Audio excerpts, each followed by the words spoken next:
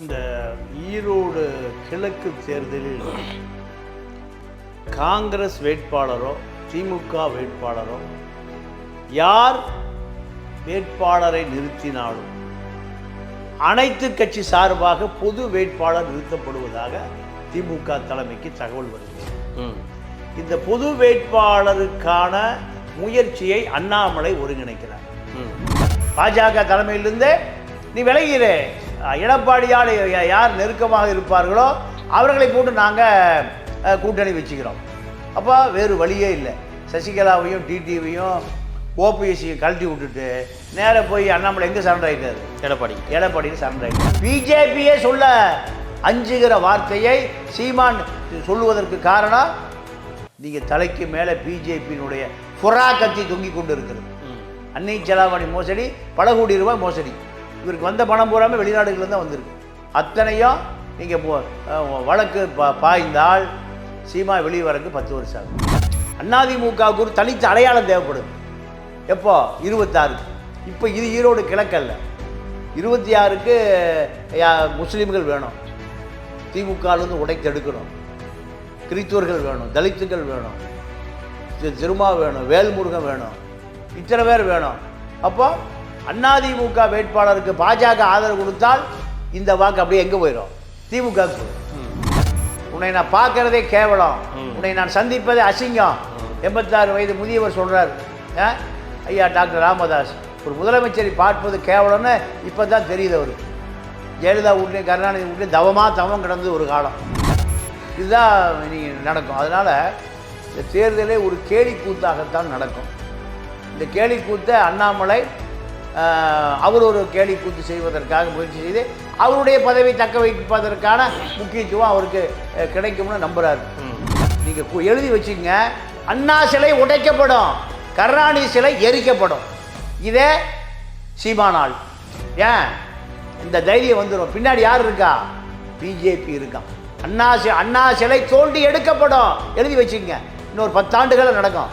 திமுக அப்போ காலாவதி ஆயிரும்.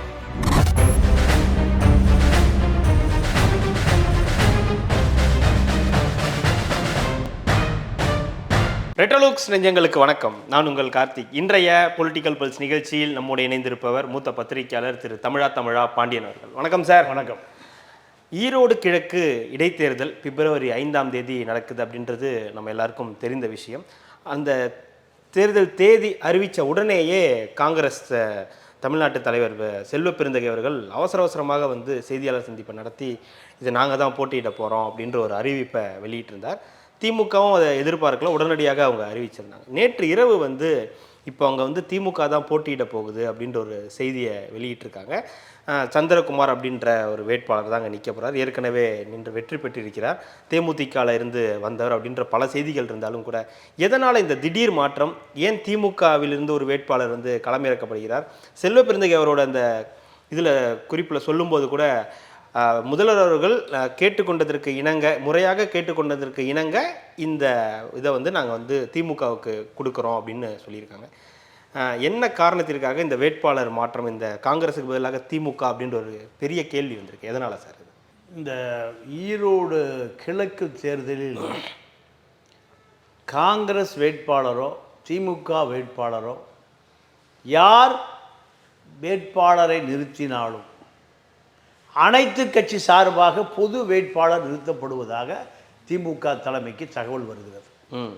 இந்த பொது வேட்பாளருக்கான முயற்சியை அண்ணாமலை ஒருங்கிணைக்கிறார். நீங்கள் அதிமுக களத்துக்கு வராது, ஆனால் தேர்தலிலிருந்து ஒதுங்கிக் கொள்ளும். சீமான் களத்துக்கு வரமாட்டார், தேர்தலிலிருந்து ஒதுங்கிக் கொள்வார். பிஜேபி விஜய் வேட்பாளர் யாருன்னு கேட்டிங்கன்னா, பொது வேட்பாளர் முன்னாள் காங்கேயம் சட்டமன்ற உறுப்பினர் யுவராஜ். இப்போ அவர் எந்த கட்சியில் இருக்காருன்னா, வாசனுடைய தமிழ் மாநில காங்கிரஸில் இளைஞர் அணி மாநில செயலாளர் இருக்கார். எடப்பாடிக்கு மிகுந்த நெருக்கம். போன ஈரோடு கிழக்கு தேர்தல் நடந்த பொழுது அவருக்கு சொந்தமான பண்ணை வீட்டில் தான் தங்கியிருந்தார். யார்? எடப்பாடி உட்பட அதிமுக அமைச்சர்கள் அத்தனை பேருமே யுவராஜுடைய பண்ணை வீட்டில் தான் தங்கியிருந்தார். அப்போது இந்த ஒருங்கிணைப்பை திமுகவை எப்பாடுபட்டாவது நீங்கள் தேர்தலில் தோற்கடிக்க வேண்டும், இந்த முயற்சியை செய்கிறவர் அண்ணாமலை. அண்ணாமலை எப்படிங்க எல்லா கட்சியோடையும் பேச முடியும் நீங்கள் கேட்கலாம். அண்ணாமலை தான் திமுகவை எதிர்ப்பதற்கு பொது வேட்பாளரை எந்த கட்சியில் இருந்தாலும் சரி போதும் நிறுத்துவதற்கு அனைவரையும் ஒருங்கிணைத்தது அண்ணாமலை தான். அண்ணாமலையுடைய கொங்கு வேளாளர் சமூகத்தைச் சேர்ந்த யுவராஜை தேர்வு செய்தது அண்ணாமலை தான். இதற்கு எடப்பாடியும் ஆதரவு, சீமானும் ஆதரவு, அவரும் ஒத்துழைக்கிறார். ஆமா ஆமா, அவர் தான் களத்துக்கு வர போறேன்றாரு, சீமான் தான் போட்டியிட போறேன்றாரு. இல்லை, போட்டியிட போறேன்னு சொல்றாரு. இது முதல் சுற்று பேச்சுவார்த்தை முடிந்து அது ஒத்து வராதனால அவர் நான் போட்டியிட போறேங்கிறார். ஆனால் ஒட்டுமொத்தமான அஜெண்டா என்னன்னு கேட்டால் திமுக வேட்பாளரை எதிர்ப்பதற்கான பொது வேட்பாளர். யார் எந்த கட்சி சார்பா இல்லை. அப்போ பிஜேபிக்கு என்ன நோக்கம்? திமுகவை எதிர்க்கணும். சீமானுக்கு என்ன நோக்கம்? திமுகவை எதிர்க்கணும். அதிமுக என்ன நோக்கம்? பிஜேபிக்கு என்ன நோக்கம்? இப்படி அனைத்து கட்சிகளுக்கும் என்ன நோக்கம்னா திமுகவை எதிர்க்க வேண்டும். இது அப்படியே பொது தேர்தல் வரை கொண்டு போக வேண்டும். இந்த கொள்கையை 2026 வரைக்கும் திமுகவை ஒழிக்கணும். இதுதான் இப்போ அதிமுகவை பொறுத்தவரை அதிமுக வேட்பாளரை நிறுத்துவதற்கு பதிலாக யுவராஜை நிறுத்துவதற்கு எடப்பாடி ஒத்துக்கொண்டார். அண்ணாமலையுடைய நோக்கம் இதில் திமுகவை எதிர்க்கணும், பொது வேட்பாளரை நிறுத்தி பொது வேட்பாளருக்கான வாக்கு சதவீதம் எவ்வளவு, மக்கள் ஆதரவு எவ்வளவு, இந்த ஒரு செய்முறை பயிற்சிக்காகத்தான் யுவராஜை களமிறக்கிறாரு. நீங்கள் சந்திரகுமார் முன்னாள் தேமுதிக எம்எல்ஏ, திமுக எம்எல்ஏ, திமுக சீட்டுக்கு தோற்று போயிட்டார். அவர் மண்ணின் மைந்தன். யுவராஜாவது காங்கேயத்தில் வெற்றி பெற்ற சட்டமன்ற உறுப்பினர். ஆனால் சந்திரகுமார் ஈரோட்டிலே ஜெயித்தவர். இந்த காரணங்களால் தான் காங்கிரஸிலிருந்து காங்கிரஸ் வேட்பாளரை, அதாவது சஞ்சய் சம்பத் மறைந்த வேட்பாளருடைய மகன், அதுக்கு முந்தைய வேட்பாளருடைய சகோதரன், அவரை நிறுத்துவதற்காக தேர்வு செய்யப்பட்டு, ஆனால் பழைய களத்தை போல எளிதாக இல்லை. களம் கடுமையாக இருக்கும். எதனால் இப்போ அவ்வளோ கடுமையாக மாறுது? ஏன் மாறுதுன்னா 26 தேர்தலில் திமுகவை ஆட்சியிலிருந்து இறக்கணும். இதுக்கான பொது களம் அமைப்பு வேலை யார் பண்ணுறான்னா அண்ணாமலை பண்ணுறாரு. அண்ணாமலை இப்போ எடப்பாடி கூடயும் ஒரு சமிக்கை சிக்னல் கொடுக்குறாரு. ஆமாம், பேட்டிகள் எல்லாம் பேசும்போது பழைய இது இல்லை. ஏன்னா டெல்லியிலேருந்து என்ன சொல்கிறாங்க, எடப்பாடி எப்படியாவது கூட்டணி சேரு, எடப்பாடி கூட்டணி சேரலாம், நீ கிளம்பு, பாஜக தலைமையிலிருந்து நீ விலகிறு, எடப்பாடியால் யார் நெருக்கமாக இருப்பார்களோ அவர்களை போட்டு நாங்கள் கூட்டணி வச்சுக்கிறோம். அப்போ வேறு வழியே இல்லை. சசிகலாவையும் டிடிவியும் ஓபிஎஸ்சியும் கழட்டி விட்டுட்டு நேராக போய் அண்ணாமலை எங்கே சரண்டர் ஆகிட்டார்? எடப்பாடிக்கு சரண்டர் ஆகிட்டார். சரண்டர் ஆகி எடப்பாடி 2026 முதலமைச்சராவதற்கு பிஜேபியோடு கூட்டணி வைத்துக் கொள்ளுங்கள், பிஜேபி அதிமுக சேர்ந்து திமுகவை எதிர்ப்போம், தேவைப்பட்டால் நீங்கள் சீமானை சேர்த்துக்குவோம், விஜய் சேர்த்துக்குவோம். இந்த முயற்சியினுடைய முதல் கட்ட பரிசோதனை தான் ஈரோடு கிழக்கு தேர்தல். இந்த ஈரோடு கிழக்கில் சீமானுடைய ஆதரவும் என்னால் பெற முடியுங்கிறார். யார்? அண்ணாமலை. எப்படியா சீமானுடைய ஆதரவு பெற முடியும்னா என்னால் முடியுங்கிறார். என்ன கணக்கு? என்ன கணக்குனா, சீமா வெளிநாட்டு பணம், வெளிநாடுகள்லேருந்து ஈழத்தமிழன் கொடுத்த பணம், பல கோடி ரூபாய் பணம் வந்தது. நீங்கள் அந்நிய செலாவணி சட்டத்தை மீறி ஃபுரா சட்டம் பாயும் யார் மேலே? சீமான் மேலே. அதை காப்பாற்றி வைத்திருக்கக்கூடிய கட்சி பிஜேபி. பிஜேபி நினைத்தால் சீமா ஃபுரா கேஸை உள்ளே போயிடுவார். இதை காண்பித்து தான் பெரியாரை பேசுவது, முஸ்லீம்களை பேசுவது, கிறித்துவர்களை பேசுவது, சைத்தானுடைய பிள்ளைகள் முஸ்லீம் கிறித்துவன், பெரியார் தாயோடு சகோதரியோடு உறவு கொள்ள சொன்னார். இப்படி பிஜேபியே சொல்ல அஞ்சுகிற வார்த்தையை சீமான் சொல்லுவதற்கு காரணம், நீங்கள் தலைக்கு மேலே பிஜேபியினுடைய ஃபுரா கத்தி தொங்கி கொண்டு இருக்கிறது. அன்னை செலாவணி மோசடி, பல கோடி ரூபாய் மோசடி. இவருக்கு வந்த பணம் பூராமல் வெளிநாடுகளில் தான் வந்திருக்கு. அத்தனையும் நீங்கள் வழக்கு பாய்ந்தால் சீமா வெளியே வரக்கு 10 வருஷம் ஆகும். இந்த 10 வருஷம் ஃபுரா சட்டத்தை காண்பித்து தான் சீமானை மிக எளிதாக கட்டுக்குள் கொண்டு வர முடிகிறது. யாரால? அண்ணாமலையால். உதாரணத்துக்கு வீரப்பனுடைய மூத்த மகள் வித்யாராணி நேராக பிஜேபி ஆஃபீஸுக்கு போகுது. தேர்தலுக்கு முன்பு சொல்கிறேன், எனக்கு கட்சியில் இணைந்துக்கிறேன், எனக்கு தருமபுரி நாடாளுமன்ற சீட்டை கொடுங்க. கட்சியில் இணைந்து கொள்ளலாம், ஆனால் தருமபுரி நாடாளுமன்ற சீட்டை கொடுக்க முடியாது. உங்கள் அப்பா ஒரு சந்தன மர கடத்தல்காரன், தமிழ் தேசியவாதி, தீவிரவாதி, பயங்கரவாதி. அந்த அம்மா இல்லை, எனக்கு சீட்டு கண்டிப்பாக கொடுங்க, நான் உங்களுக்கு டொனேஷன் தர்றேன். இதெல்லாம் சொன்ன பிறகு, இல்லை நான் சீமான்கிட்ட பேசுகிறேன், நீ சீமான் கட்சியில் போய் சேர்ந்துக்க. யார் அனுப்புகிறா? கமலாலயம் டு ராவணன் குடில். ராமர் கட்சியிலிருந்து ராவணன் கட்சிக்கு. சீமான் வைத்திருக்கிற அந்த கட்சிக்கு பேர் என்ன? இடத்துக்கு பேர் ராவணன் குடில். இவங்க வச்சிருக்கிற இடத்துக்கு பேர் ராமன் குடில். ராமன் குடியிலேருந்து எங்கே போகிறாங்க? ராவணன் குடிலுக்கு. யார் அனுப்புகிறா? அண்ணாமலை ராமன் குடில், சீமா ராவணங்குடியில். அப்போ ராமங்குடியிலும் ராவணங்குடியிலும் தொடர்பில் இருக்கிறது. அங்கே போய் அந்த தருமபுரியில் 25 லட்ச ரூபா டொனேஷன் கட்சிக்கு. 25 லட்சம். யார்? வீரப்பன் மகள். வீரப்பனுக்கு மகள் எப்படி பணம் வந்துன்னு கேட்டிங்கன்னா, இப்போ அண்ணன் கோபால் ஒரு டாக்குமெண்ட்ரி படம் எடுத்தார், அதுக்கு 25 லட்ச ரூபா கொடுத்தார். யாருக்கு? அவங்களுக்கு தனித்தனியா. அது 4 பேர் 3 பேர் இருக்கும், 2 மகள் ஒரு மனைவி, அத்தனை பேருக்கு 25 லட்ச ரூபா கொடுத்தார். அப்போது அந்த 25 லட்சத்தை கொடுத்துட்டு தர்மபுரி சீட்டு வாங்கி சீமான் கட்சி அந்த மாதிரி நிற்கிது. அப்போ அண்ணாமலையிடமிருந்து எங்கே ராமன்குடியிலிருந்து ராவணன்குடியிலுக்கு அனுப்புகிற வேலையை அண்ணாமலையும் சீமானும் நெருக்கமாக இருக்கிறார்கள் என்பதற்கான ஆதாரம். இப்போ யுவராஜ் சொன்னீங்க, யுவராஜா வந்து நிற்கிறாருன்னா இப்போ தமாக சார்பில் பொது வேட்பாளர் நிறுத்தப்படுறாங்களா? நீங்கள் அதை அப்படி தமாக எடுத்துக்க முடியாது. தமாக யாரு? இல்லை, கட்சி தமாக.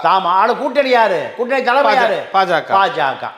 நீங்கள் தமாக பேசுவதை விட பாஜக பேசுனா அத்தனை கட்சியும், இல்லைன்னா நீங்கள் டெல்லியிலேருந்து யார் வருவா? இடி வரும், ஐடி வரும். தமாக என்னைக்கு பேசியிருக்கு? தமாக ஆளே இல்லை பேசுறது. அவரே இப்போ ஏடிஎம்கே போகிற தயாராக இருந்தார். யார்? தமாக ஜி.கே. வாசன். ஜி.கே. வாசன் இல்லை, யுவராஜ். ஆமாம், அந்த இதை அப்போவே போய் பேசிகிட்டு இருந்தார் எடப்பாடி அவர்கள்ட்ட. அப்போது எடப்பாடி சொன்னது, நீ எம்எல்ஏவை ஜெயிச்சுவாயா? நீயே ஈரோடு கிழக்கு வரும்போது நீ தான் வேட்பாளர், நீ சாதாரண நபராக வருவதை விட ஜெயிச்சு எம்எல்ஏவா ஏடிஎம்கேக்குவா. அப்புறம் கடைசியாக வாசன் மட்டும்தான் அங்கே இருப்பார், அவர் வேற ஒரு கட்சிக்கு போயிடுவார். அப்போது இந்த திட்டத்தினுடைய பிதாமகன் யாருன்னு கேட்டிங்கன்னா அண்ணாமலை தான். அண்ணாமலையும் ஆதவ அர்ஜுனாவும் இருக்கும். ஆதவ அர்ஜுனா மூலம் விஜயோடு பேசுகிறார், ஏடிஎம்கேவோட பேசுகிறார், 2ஆம் கட்ட தலைவர்களோடு பேசுகிறார் அண்ணாமலை. உங்களுக்கு திமுக தான் பொது வேட்பாளரை போட்ட பிறகு திமுகவுக்கு எதிர்க்கக்கூடிய ஒட்டுமொத்த சக்தியை ஒருங்கிணைப்பதன் மூலம் இந்த ஃபார்முலா அப்படியே எப்போ எங்கே கொண்டு போகலாம்? 26க்கு கொண்டு போகலாம். அதனால் பொது எதிரி திமுக. நீங்கள் கூட்டணியை உடைந்தாலும் சரி, அத்தனை பேருடைய பொது எதிரி திமுகன்னு ஒரு உருவம் உருவாக்கப்படும். இந்த முயற்சியை இப்போ அண்ணாமலை செய்து கொண்டு. ஆனால் அந்த இடத்துல திமுக வேட்பாளர் ஒருத்தர் நிற்கிறாருன்னா, அதிமுக வேட்பாளர் நிற்கும் போது அது இன்னும் வந்து வலுவான ஒரு இதுவாக இருக்கும் இல்லையா, போட்டியாக இருக்கும் இல்லையா?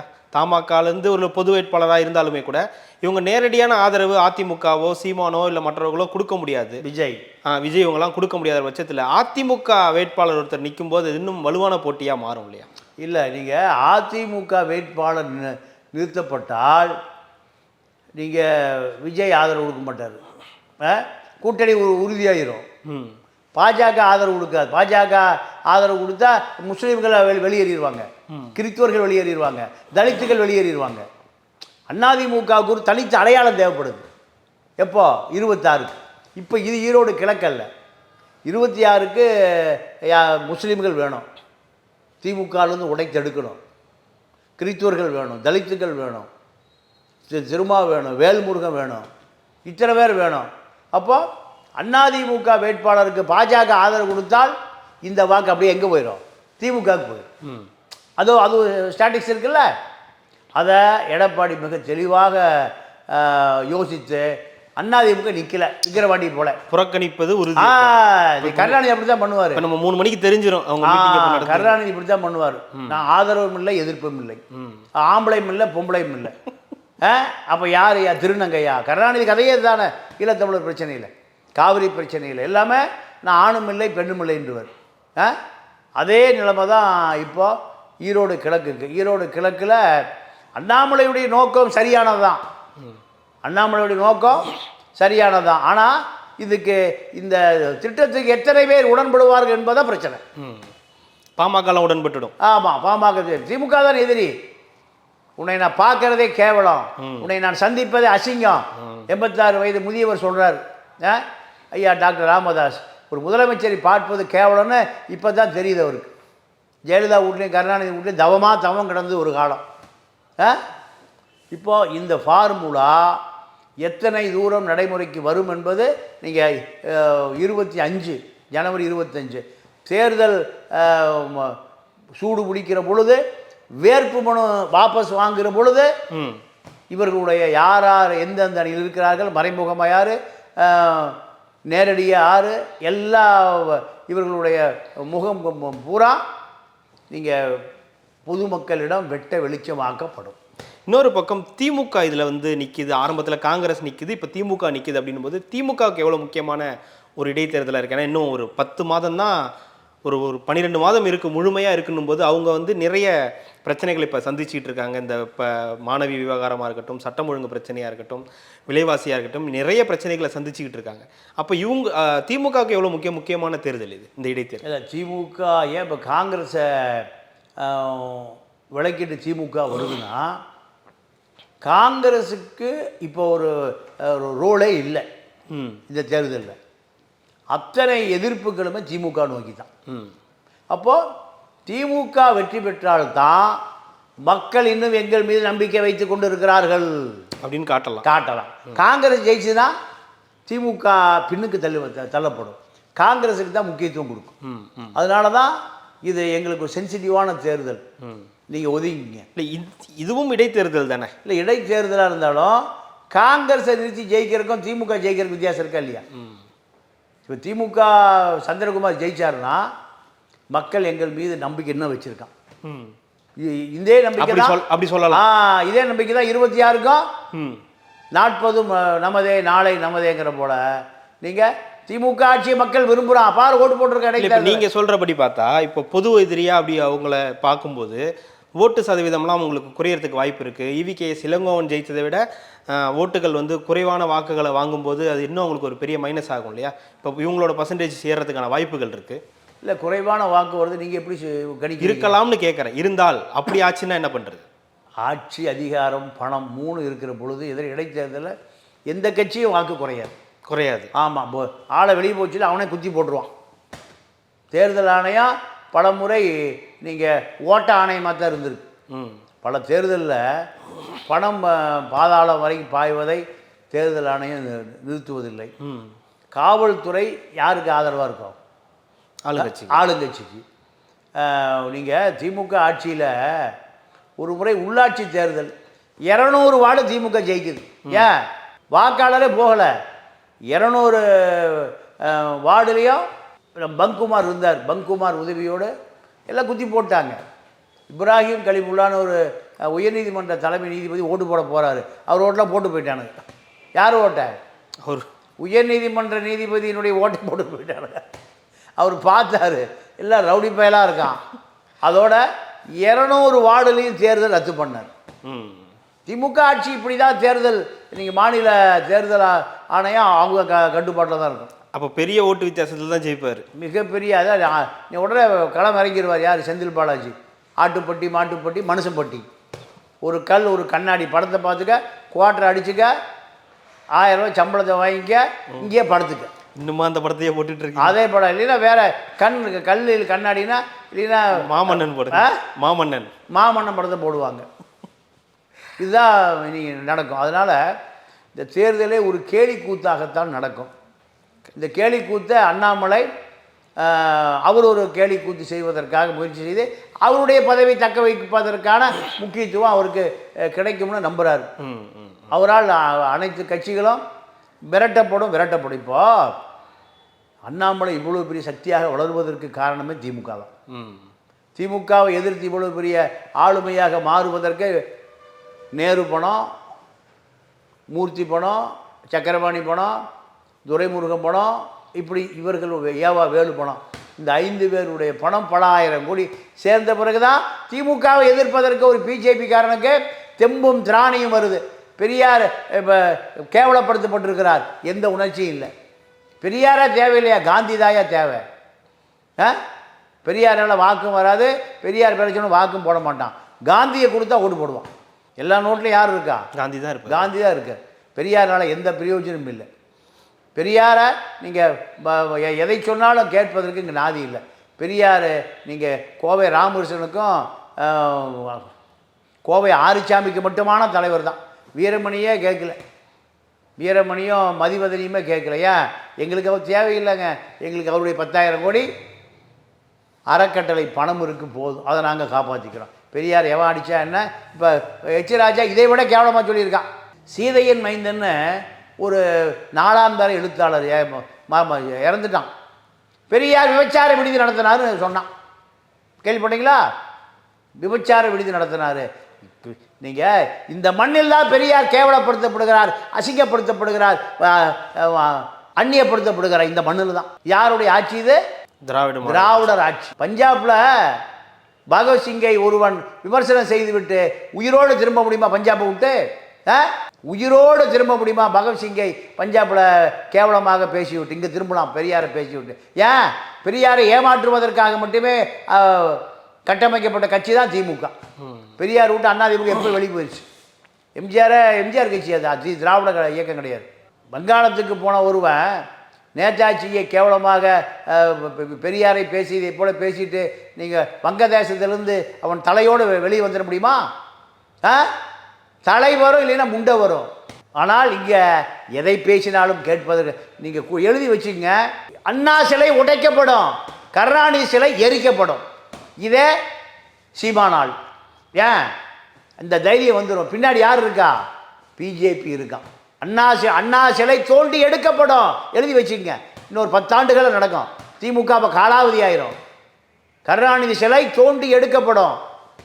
இது ஏன்னா காஷ்மீர் சிங்கம் யார்? ஷேக் அப்துல்லாவுடைய சமாதி வெடிகுண்டு வைத்து தகர்க்கப்பட்டு அவருடைய எலும்பு கூடுகளெல்லாம் சிதறடிக்கப்பட்ட வரலாறை நாம் பார்த்துருக்கோம். ஷேக் அப்துல்லாவை விட அண்ணாதுரையும் கருணாநிதியும் ஒரு பெரிய தலைவன் அல்ல. சீமானால் பிஜேபியுடைய பினாமி கட்சி எது? சீமான். பெரியாரை இழிவுபடுத்துகிற இதே சீமான், இந்த சைமன் என்ன பண்ண போகிறான்? இன்னொரு 10 ஆண்டுகளில் அண்ணா சிலையும் அண்ணா சமாதியும் கருணாநிதி சமாதியும் உடைக்க எடுக்கப்படுகிற நாள் வெகு தொலைவில் இல்லை. எழுதி வச்சுங்க. மிக்க நன்றி சார்.